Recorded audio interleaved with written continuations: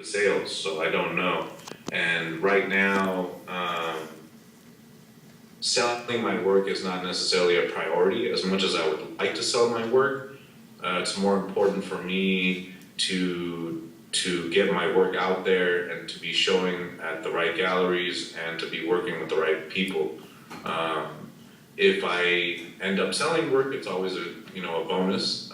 But more importantly, I want my work to be in a relevant circle, and that way I can show my work at other places. And then little by little, you build a community of collectors, or you may just sell a piece here and there. If you're, sometimes if you have a really slamming show, maybe the show will sell out or be close to sold out. So in any case, that's kind of the context of where I'm at right now. Great, thank you. So we were looking at some of your work. We were looking at your paintings and at your sculptures. And I think we were all interested in not only the content, but the way that you titled your work. Yes. Which ones? There was some. Jamie, which ones? The one titled "Pimps Up, Hose Down," the one of the Pope. It was a painting. Pope. Yeah. Yeah. Well, I make bodies of work. There's points of investigations, and then I will produce however many pieces in that body of work. Specifically, that body of work was investigating where religion,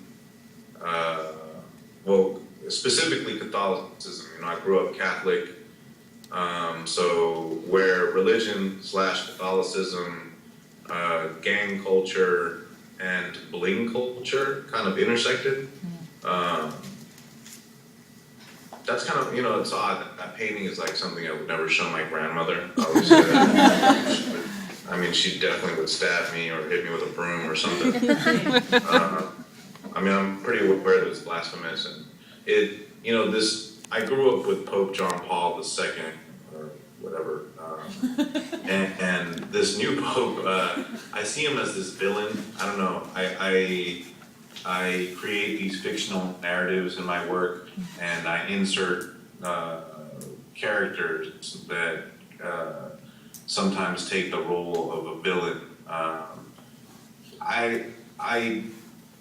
The painting is more of a portrait. I didn't really alter it too much, so if he looks villainous, it comes more from himself than really from my portrayal of him. But in the work itself, just so you get an idea of like where I was coming from, I thought it was really interesting. I've always thought it was really interesting that in the Catholic Church, the people that are higher up, they rock a lot of gold, especially the Pope. He has like a really fat gold chain. A lot of my work intersects with pop culture. So for me, it was like an easy reference to kind of compare him to like, the old school hip hop days with like the Run DMC chains. And this whole idea of like bling culture is something that I investigate in my work a lot. It's kind of a common thread. I find it to be this really odd thing, to be so flamboyant and boisterous and always kind of showing off this wealth that you may not have. At least in the community that I come from, a lot of people don't have money, but they're always willing to go, buy the biggest car with the fattest rims and the biggest TV, yet they can't go, get art materials for their kids, for their school, or whatever it may be. These are priorities and choices that people make. So there's a lot of metaphor in there for me to play with. A lot of times I see these gold chains as like, like ropes and nooses, people hanging themselves. And, I see the world in metaphor. When I look around, I'm already visually seeing the metaphor in front of me. So I take it back to my studio and either make a sculpture about it, or paint about it, or write about it. So the Pope, going back to the Pope, for me, it was kind of this, I don't ever want to really tell people necessarily what I'm thinking, but more present a point of intersection to create dialogue. Because it's not so much about my opinion, but kind of pointing at one spot where all these things come together, and everybody has their own interpretation or their own relationship, or their own context they'll put on it. So that's more of the goal of my work. So there isn't necessarily like, I'm not necessarily like expressing an opinion through it. Perhaps it's a subtly, there in some sort of layer, but it's more about, here's this, talk about it, or what do you think about it? And what is your relationship to, to whatever it is that you're looking at? But yeah, so the Pope, there's a couple other pieces that are not on there, on my site that dive in a little bit more into this idea of, there's this whole, like with gang mentality, I grew up around a lot of gangs, and there's a lot of, following, you follow the leader, there's always like somebody who is the one in control, or the one that, calls the shots.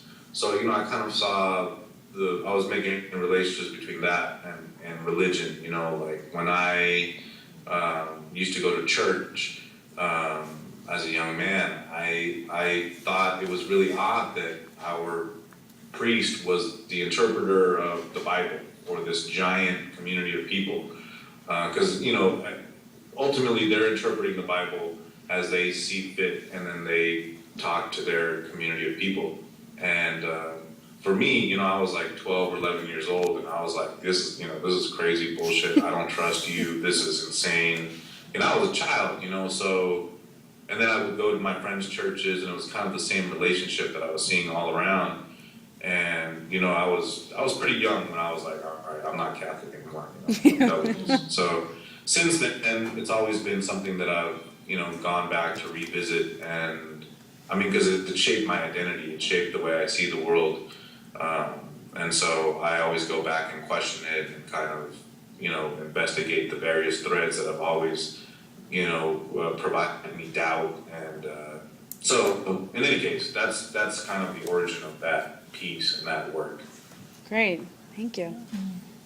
I'm kind of curious about just where, because your grandparents or your parents getting away from the Pinochet regime, do you think that influences you at all? Anything politically nowadays that might influence your pieces, or? It's odd that you asked that. It's I'm sitting here in my living room by myself, so I feel like I can be really honest because you guys are really far away. But I'll be very honest with you. I grew up in East Los Angeles, which is predominantly a Mexican American community. My family is from Chile. Being from Chile, like a lot of my homies, always used to make fun of me because they're like, oh, here comes the El Chileno, the Chilean guy, right? But, so I was kind of an outsider almost in my own community. I mean, in a sense, very, like, it wasn't that big a deal, but what I'm trying to say is that the Mexican-American identity, or the Chicano identity, especially from East LA, from Los Angeles, from Southern California, was very big in the shaping of my identity. I'm the first American in my family, and the only experience that I have is that of someone who grew up in LA. So, and East LA specifically. So, I've always very much identified with that. And a lot of people ask me, or my own mother, she's like, well, you're Chilean, you're Chilean American. What does that mean? And I try to explain to my mom, like, you don't understand what it's like to grow up in East LA as a Latin American person when the only Latin American culture, or the dominant one, is Mexican culture that's around you. It was more easy for me to assimilate to that culture than to try to create my own identity as a Chilean American, because we didn't really have a community, or at least one that I was exposed to. So it wasn't until recently. I mean, I'm coming close to finishing a body of work where I very specifically, like, my intention was to dive into my work and really talk about my Chilean American identity specifically. My politics haven't changed. You know, it's my political view is still very much the same. You know, the work is still very much under a structure of how would you say, kind of deconstructing hegemony, American hegemony, and power structures. This is very much where my work lies. So, you know, a lot of the work that I make has these regional, identifiers. You know, there are certain things that make it very much from California, let's say. But these relationships, I feel, are very international. You know, there's a lot of other parts of the world that have similar histories. And one of the goals as an artist for me is to open the doors of access to more of an international community than, you know, I don't want someone strictly from like California to identify or understand my work. I want like, you know, like an Algerian brother that, you know, grew up in Paris, understands what it is to be an immigrant and in a country where there is inequity. I want my paintings or my work to be able to speak to that person, because that's the audience I'm trying to reach. So I decided to take a step back from all these regional identifiers that I use in my work. And unfortunately, there is no photographs that I can show you at the moment. But so, you know, many years later, just in the last few months, I've decided to paint about that specifically. And I think I'm going to try to stick to it. It's always been like a really insecure place for me. You know, there's a lot of mystery and there's a lot of stories that my parents don't talk about. It was a very painful time. And ironically, today is 9/11, Yes. which is the day that the coup happened in Chile. No. So for Chileans, you know, 9/11 happened twice, you know, like especially the ones in this country. It's a very traumatic, horrible date that people relive. And, you know, there was plenty of Chileans in New York when that happened as well. So Wow. it's twice as awful for folks that lived through that. Yeah, you know, so my mom, she's kind of reluctant to tell me a lot of things. You know, she starts to cry, and then I'm like, okay, this was a horrible place to go to. And my father, my parents split up when I was pretty young, so, you know, my dad and I we have a cool relationship, but, you know, he's also reluctant to tell me a lot of things that happened. So, you know, I get these odd stories from my aunts and from my uncles, and, you know, little pieces of puzzles that I kind of put together, along with my own research. And so that's what shapes my work right now. I'm taking it slow. I'm not trying to get too crazy about it, but I have started. So Cool. I hope that answers your question.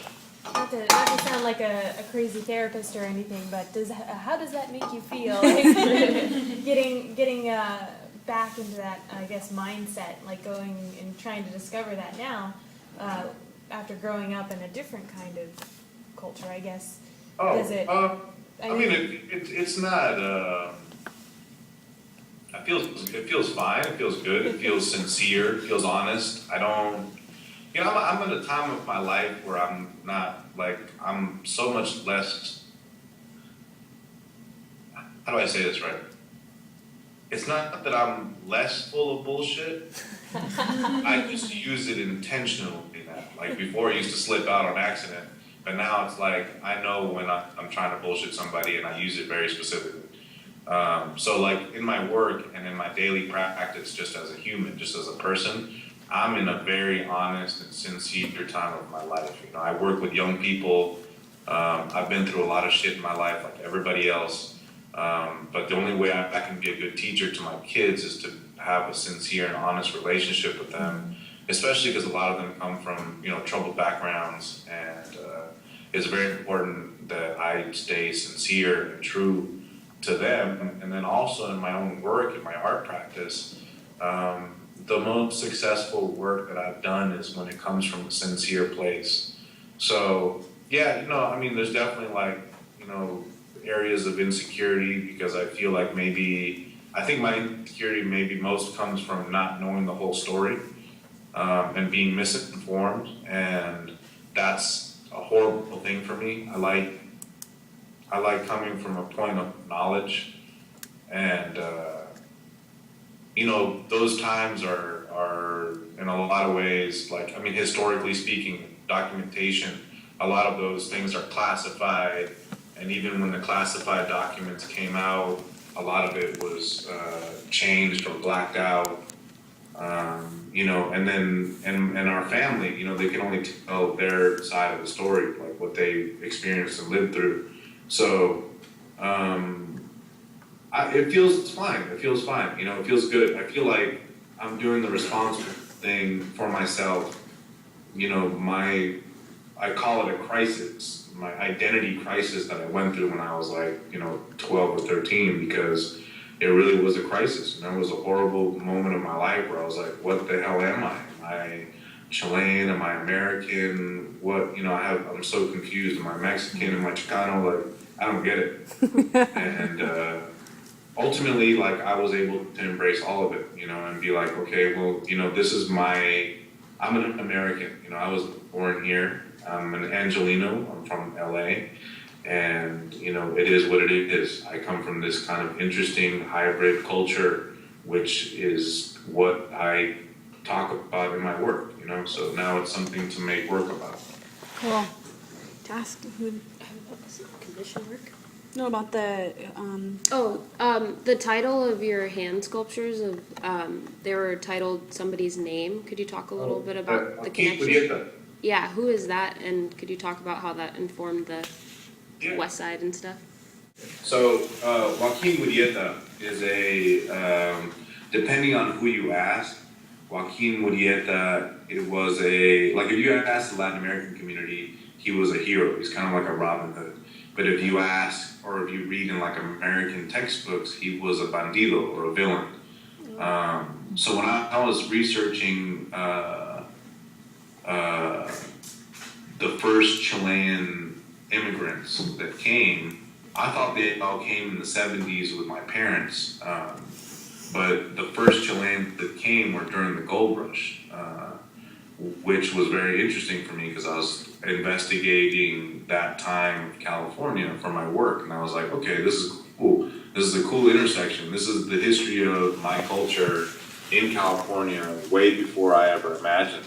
So because we have so much mining in Chile, there was a lot of very knowledgeable miners coming from Chile and from Peru to California during that time of the gold rush to teach other people how to mine the gold in California and to get gold themselves. So at this time, there was this really famous bandido or villain, Joaquin Murieta, who ironically, people don't know if he was Chilean or if he was Mexican.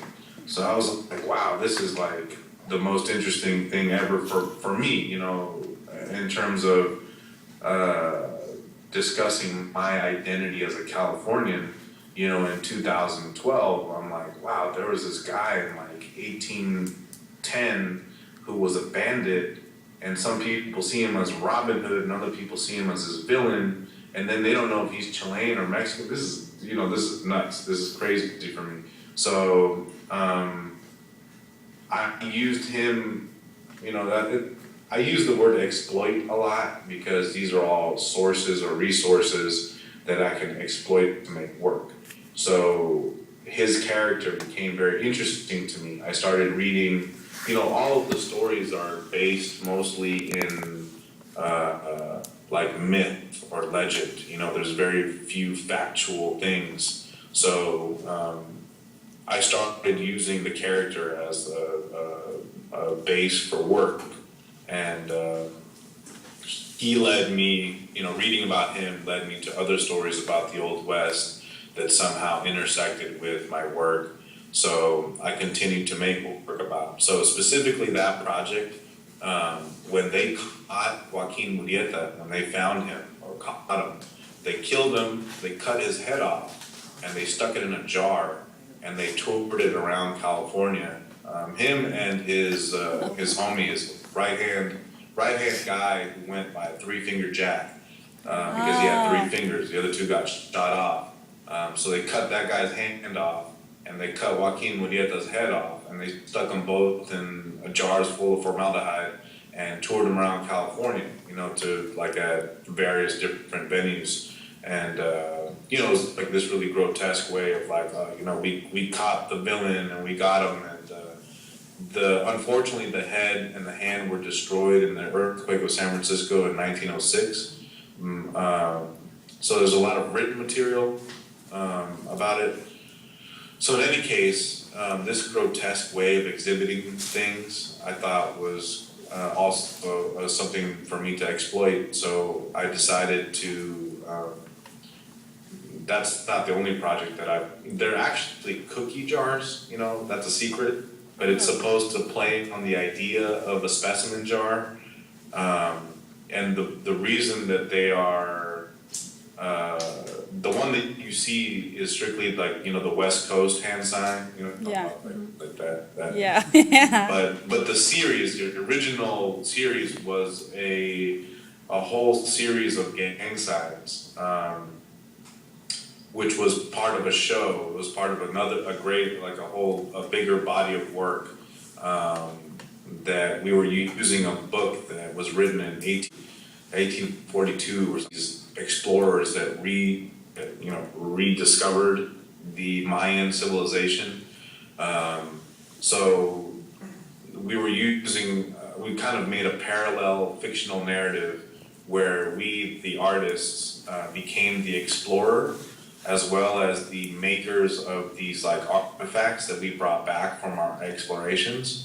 So I wanted to talk about, I kind of dove into like the idea of hieroglyphs and signs and different methods of communication, and I wanted to trap it in the jar, like, Specimen. kind of taking like an anthropological, archaeological look at it, in a sense almost killing it, because I wanted to use that also as a metaphor for, just the way certain sacred things that are presented in museums, some of those things should have never left their sacred burial grounds or whatever it is, so it's kind of the same thing for me, when I see like, I travel a lot. So like when I went to Northern Ireland last year, I did a mural residency out there, and I see all these kids in Ireland throwing up the West Coast sign. Or when I go to Japan and I see a bunch of kids throwing up the West Coast sign, it's really odd for me, because I'm like, this is my culture, and how did it make it way over here? And do you even know what you're doing or saying? And so because of that, I thought it was really odd, and I was like, okay, basically that project was my flip on it and my take on that whole thing. So, but yeah, Joaquin Murrieta, look him up. He's interesting. It's an interesting character. You should check it out. There's a lot of places in California named after him, little towns. There's a lot of history. It's an interesting character. If you're into that kind of thing, check him out. Yay. Oh, Chelsea. Hi, on a lighter note, I wanted to know how working with youth influenced. I'm sorry, I can't hear you. Oh, Oh, louder. louder. How working with youth influenced or solidified your work? Oh, how working with youth influences my work? Yeah, or solidifies it, and then did that influence your mentality of honesty that you're saying that you're living in now? I think working with young people kind of it feeds my energy, like in terms of they're so full of angst and like that teenage angst, and like they're really opinionated. I mean, honestly, they're like little assholes. But I really like enjoy working with them. If it wasn't for, people, I was a horrible student in high school, and I was a really bad kid, and I used to do horrible things. And if it wasn't for certain people that kind of took the time to work with me individually and kind of one-on-one, I would have never made it to where I am today. So because of that, I feel like it was a gift from the universe or whoever, whatever, so I feel like it's in me to give it back. So it's always been very important for me to work with young people, especially young people from disenfranchised neighborhoods. It's just a background that I understand really well. A lot of these folks don't have, they come from one-parent homes or no-parent homes.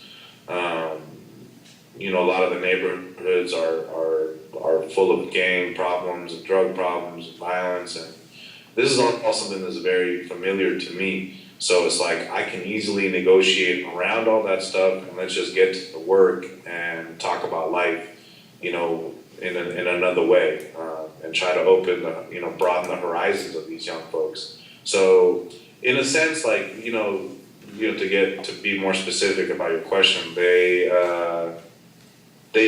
help feed my imagination. In a lot of ways, they keep me like straight up and sincere too, because I feel like a huge responsibility to them.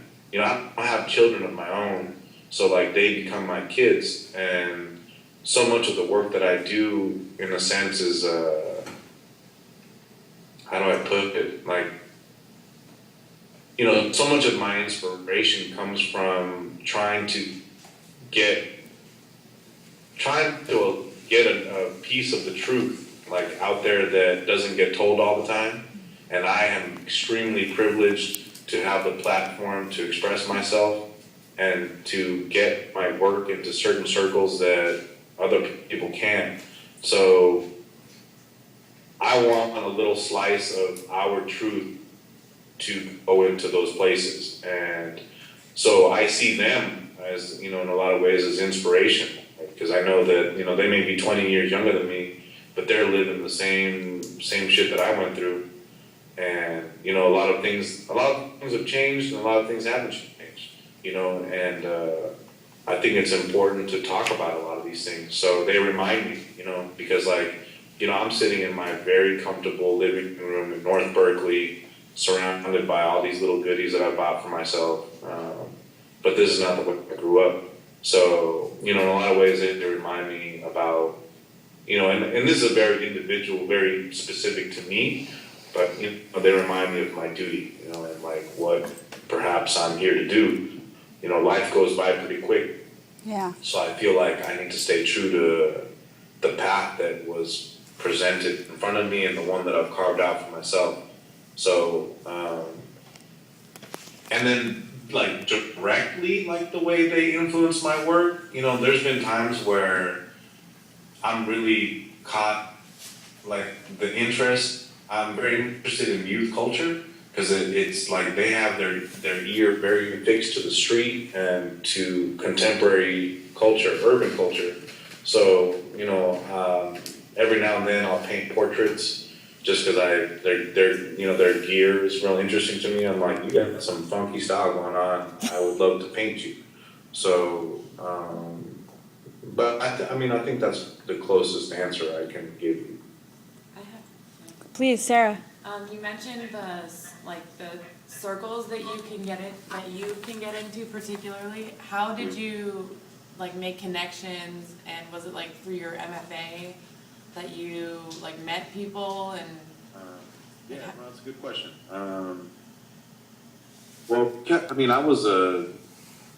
I was a street artist for a long time. I was involved in the whole graffiti art scene for many years, and I also have been doing a lot of more traditional murals for many years. That in itself was a network, especially when graffiti art became more commodified and something that you could exploit in the gallery system. I was already tied in pretty well to that, and my name was already floating around. But then, I was really ignorant about art and the gallery system before I got my MFA. Well, I wouldn't say I was ignorant. Perhaps I didn't know how to talk about it. I mean, before my MFA, all I would say was, F those galleries, it's all bullshit, which is 100% totally still true. I just didn't know how to talk about it in an intelligent way. And I didn't have the intention of showing my work then. For me, the galleries back then, for me, were like, the tramping yards or abandoned buildings, that was the only art I really cared about. That's not true. I've always loved paintings, and I would go to galleries and museums, to look at really amazing painters. But I didn't really connect to a lot of the content or a lot of the history behind these paintings.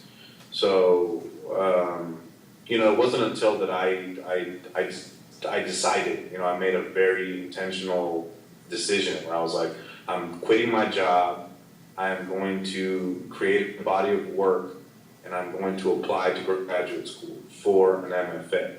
It was like a clear-headed decision, and that's what I did. And I got into my MFA at CCA, where I met your professor, and it was the best. I'll never take back that experience. It was one of the best experiences of my life in terms of individual growth, not just in my work, but how to talk about work and how to maneuver through this world, of this art world. It's a very unique, dynamic world. It's definitely full of shit. And you have to be, especially myself as a Latin American artist, I feel like I gotta work a little bit harder to perhaps know how to talk about my work or to present the content that's in my work in a more subtle, seductive way so it even makes it into the show. And that's, the MFA, like the network of people that I've met is amazing, not just the artists, but I was really fortunate to have a lot of people be interested in the work that I was doing. So when I got out of my MFA, I immediately, it propelled me into like the whole gallery system. I had all these shows coming up, people trying to collect my work.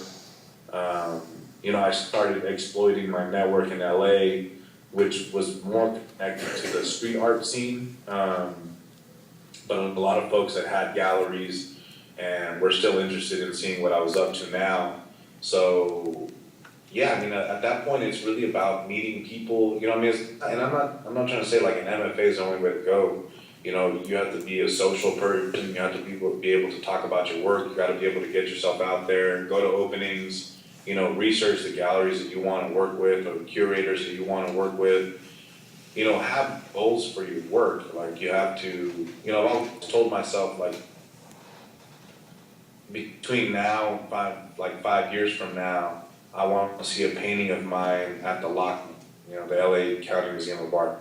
Or I want to see, I have these goals for myself, which they're for me, I'm, like I said, I'm being honest with you guys, and not things that I have to talk about too often because I like keeping those things to myself, especially if they don't end up happening. I'll have to look at somebody that's like, oh, poor you, or whatever, like better luck next time. So, but I do have those goals, and I have been very fortunate, like those things have been happening. So, but you gotta exploit your networks. You never know who you're talking to. Like I might have been like talking to the daughter of, the owner of this gallery that I've been wanting to show work at for 10 years, and I had no idea. Or, in like juried shows, like when you submit your work, maybe one of the curators you've been wanting to work with is sitting on the committee and you have no idea. Or like even like, let's say in my life now, I have a parent that is on the board of the Oakland Museum who wants to connect me with the curator there, who I actually know, you know, so, but that'll solidify that relationship and perhaps move my work along into the museum, you know, I don't know. But it's, yeah, so, does that answer your question? Yeah. That was very Sort helpful. of, sorry, No, that's totally helpful. okay. Anyone want to ask more about applying to grad schools or? Well, I had a question about jury shows, jury group shows, and whether or not you see those as actually helpful, or a lot of times are they just like a money suck? Because, you know, you can get in a jury show, spend a bunch of money to send your piece, and then get it back in a month, and you're just like, did that help me at all? Or I didn't want to interrupt you, but I need someone to repeat the question because you're really far back there. Come up here, just hang on. Jeffrey's gonna come up closer. How are you doing on time? We are. Thank you, Jeffrey. Who, me? Yeah. Are you Today's good with? my day off, but I will go paint when I'm done. Okay. All right. So we'll come closer. Yeah, don't trip. I'm here to do this. Okay. All right. Well, I'm enjoying you. I think. How are you guys doing? Okay. Hey, All right. what's up, Jeffrey? hey, I was just wondering, like, how important do you see jury shows to building up that sort of connection basis? Because a lot of times you'll send a piece, or for me, I found that you send a piece off and you ship it when you get into a jury show, and then it just sits there and comes back. And do you see that as like a helpful process? Because it sort of can become a money suck. Okay. I guess the best way of answering that, I mean, you know, you guys got to understand this is all very specific to my experience. Yeah. So you got to take it with a grain of salt. I'm just one person, you know. I'm sure everyone has a different experience, but for me, I take advantage of every opportunity, or I have in the past. You know, this is the first. I would say, like, in the last 2 years was the first time that I started saying no to exhibits. There was a time when I was taking everything at my hands, you know, whether it was a juried show, I would be applying to, submitting work here, there. You know, sometimes it costs money. The reason that I think it's important is because you never know sometimes you know who the jurors are, sometimes you don't. The more your work passes through these circles, and if the work is good, you know, if it's interesting, the more your name will be passed around. You may not get into the show, you may not win whatever it is, but perhaps someone on the committee will remember your name or your work, and then the next time you submit it, who knows who's gonna see it, and then it's like you have to get your name in that like circle of conversation. And little by little, you know, the dots will connect. And once the dots are connected, hopefully you will be succeeding in your art practice. But I think it's important to get your work out there as much as you can. There's definitely some jury shows that I would say are less important than other ones. And I think that depends on your goals as an artist and like where you want your work to go. So, you know, there's definitely some jury shows that I don't apply to or wouldn't. But there are others that I definitely do. I still do.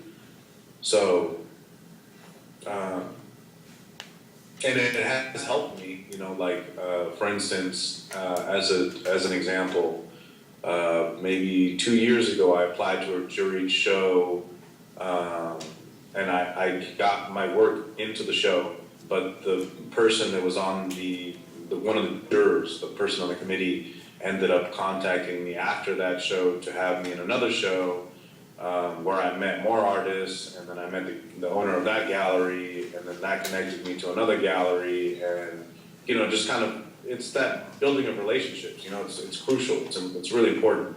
There's a lot of shitty artwork out there, you guys, and a lot of it is being shown because people they know how to talk to people, they know how to be social, they know how to be liked, they know how to, you know, there might be something to the work, you know, maybe something, but, you know, honestly, I'm super critical, and a lot of work I see out there I think is a bunch of crap, but I watch certain people and how they like, you know, build relationships, and I'm like, wow, that guy or that lady, she's like a magician. Like they know how to seduce somebody. They know how to talk about their work, and they know how to do da-da-da-da-da, whatever it is, you know? And the next thing you know, they're in all these shows. And I'm like, wow, that's part of it, you know, that's part of the whole thing. There's so many talented people out there, and there's so much artwork out there that doesn't get seen because those folks don't know how to do that. So, you know, you have to keep in mind that it's not just strictly your work. You could be the most talented person on earth, but if you are horribly shy and you don't go to openings and you don't talk to people, it's going to be very difficult, you know. So did that answer the question? I hope it did. No, you did. Yeah. Sort of. Yeah. Okay. Good job. Any other questions that are coming up as we're talking? Fees, applications, teaching. You want to talk about your time in Ireland? Sure. We looked at your blog, so we saw the photos of some of the work, Walls in Progress, and the riot, and yeah. Well, it's, you know, that was kind of an odd trip. It was interesting.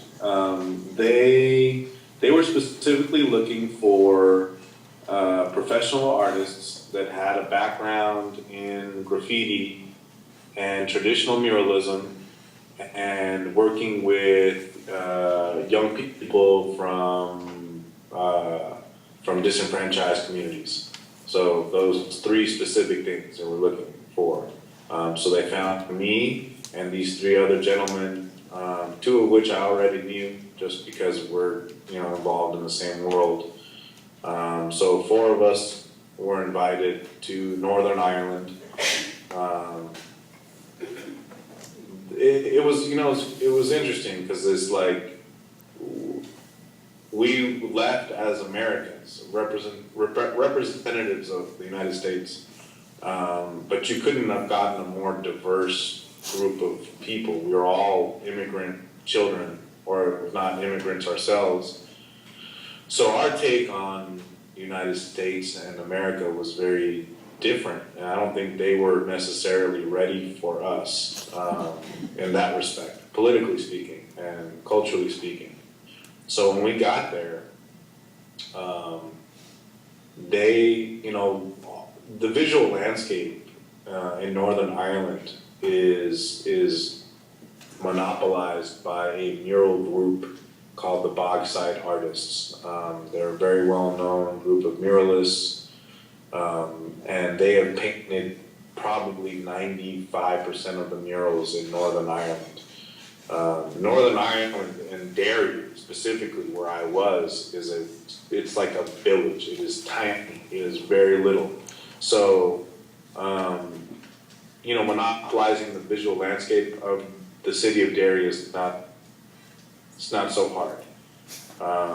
So when we came in, we kind of, I think they perceived us to be like competition. There was a lot of drama surrounding the funding that brought us there, because a lot of locals felt that funding should have been set aside for locals.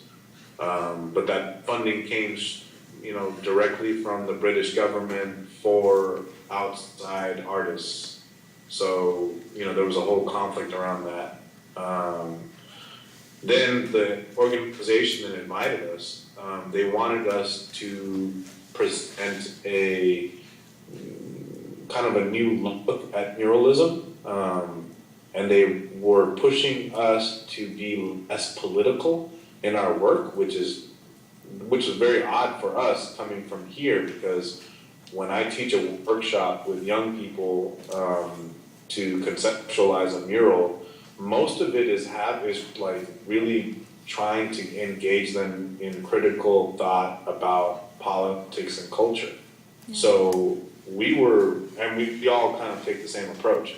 So we were kind of thrown aback because we were like, what do you mean you want us to paint a non-political mural? Like, I don't, you want us to do like, you know, dragonflies and rainbows and like, what do you want us to do? It's not really what we do. But, so we had to figure out a way of working around the situation. Northern Ireland is very sectarian, so the murals are either, I mean, I don't know if you guys know the history of Northern Ireland or not, but there's a huge clash between the Protestant and the Catholic, or what they call the, you know, the Republican and the Patriot, you know, so the Republican would be the Catholic Irish, and the Patriot would be the Protestant British. If you don't know the history, Northern Ireland is a tiny little sliver at the top of Ireland that is still under British rule. The rest of the island is, you know, Ireland. So there's a big conflict around that still. And the city that I was in, it's gone through various like civil wars or, you know, riots, whatever it is. And people there are very, very extremely opinionated about politics. So in the murals that exist there, everything in them is symbolic of politics, or whatever it is that the artist believes. So every time we painted something, every little brush stroke or any color we would use, there would be a group of people questioning, you know, what it meant. Like, you know, they were really trying to figure out whether we were Protestant or Catholic, whether we were, you know, patriots or whether we were Republican. And we were like, we don't believe in your shit, you know, keep us out of your shit, you know, and because you could, there was this joke, basically, you know, if like somebody asked you, what religion are you? And you were to say, I'm Buddhist. They would ask you, well, are you a Protestant Buddhist or a Catholic Buddhist? So that's kind of like the mentality. You get what I'm trying to say. Yeah. But yeah, we were invited to paint this national monument the first week that we were there, which was a really horrible idea. They put in the papers 1 week before we got there, the headline read, "Come graffiti Free Dairy Corner." Free Dairy Corner is this national monument of dairy specifically. It's like where this civil war happened. But just the wording, you know, like "Come graffiti Free Dairy Corner." Yeah. It's, I mean, even me, you know, like I'm like, that's kind of disrespectful. That sounds crazy. You're setting us up for trouble. So, you know, there was plenty of people that were pissed off. They were like, no, I don't want you to graffiti this monument. And we were trying to explain, like we had to do all this damage control. I was on the BBC radio like 4 times. We had people taking photos of us with telephoto lenses from like a block away. I had people coming and whispering threats in my ear, like, you know, be careful where you're gonna go, you know, be careful of the pubs you hang out at. You know, there's people looking out for you or watching, you know, like looking for you type situations. Yeah, no. The bank next to the hotel that we stayed at had been blown up by a bomb 2 days before we got there.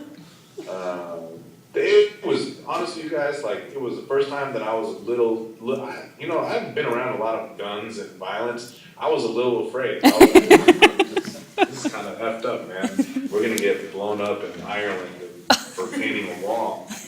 But it was also really interesting in terms of how powerful public art and muralism specifically is there and how it speaks to the people. So, you know, we really had to try to like work our way around it. You know, where I worked in a little community called the Bogside, in a community center where we conceptualized a mural with the kids. And I could not, it was the hardest thing to get them away from, you know, the only thing they wanted to paint was things that talk about their political stance. And we're talking like, you know, they're 12 years old, 11 years old, and they wanted to strictly paint about them being proud Republican, Catholic, Irish.